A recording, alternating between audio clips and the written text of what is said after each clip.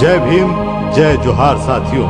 क्या आप जानते हैं भारत के संविधान द्वारा दिए गए अनुसूचित जाति जनजातियों का आरक्षण अब खतरे में आ गया है, क्योंकि माननीय सुप्रीम कोर्ट ने SC/ST वर्ग के आरक्षण में और उपवर्ग बनाने का आदेश दे दिया है। इसके साथ ही क्रीमी लेयर भी लगाने का सुझाव दिया गया है। सुप्रीम कोर्ट के इस निर्णय के बाद SC/ST जातियों के उन लोगों को आरक्षण नहीं मिलेगा जिनकी एक पीढ़ी ने आरक्षण का फायदा ले लिया है।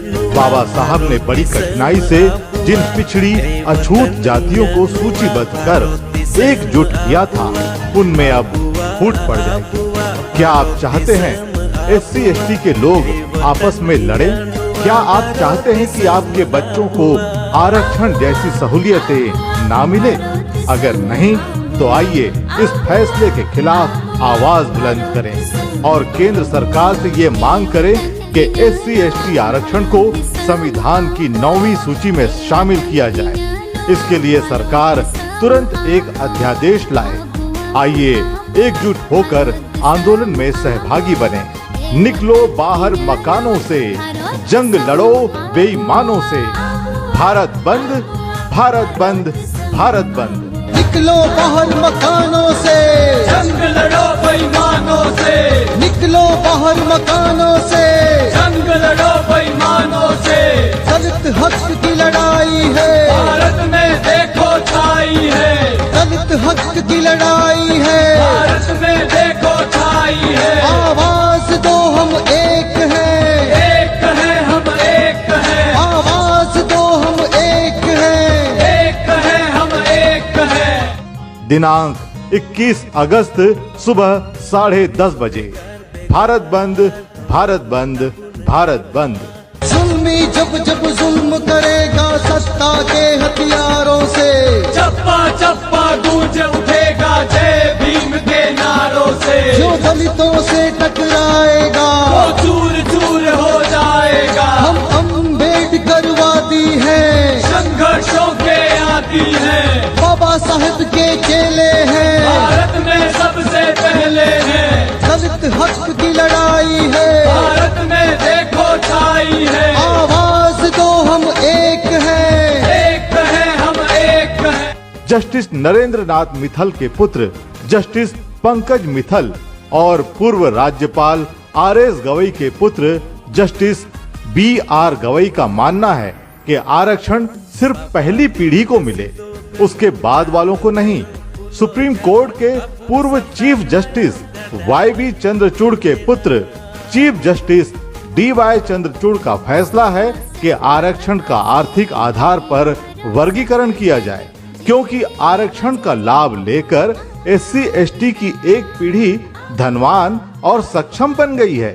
इन सभी के कहने का मतलब ये है कि जो लाभ पिता को मिला वो लाभ पुत्र को ना दिया जाए, और ऐसे आदेश देने वाले स्वयं कॉलेजियम सिस्टम का लाभ ले चुकी अपनी पहली पीढ़ी यानी पिता, दादा या उनके मित्रों के नामांकन पर बिना किसी परीक्षा के इन पदों पर पहुंचे हैं।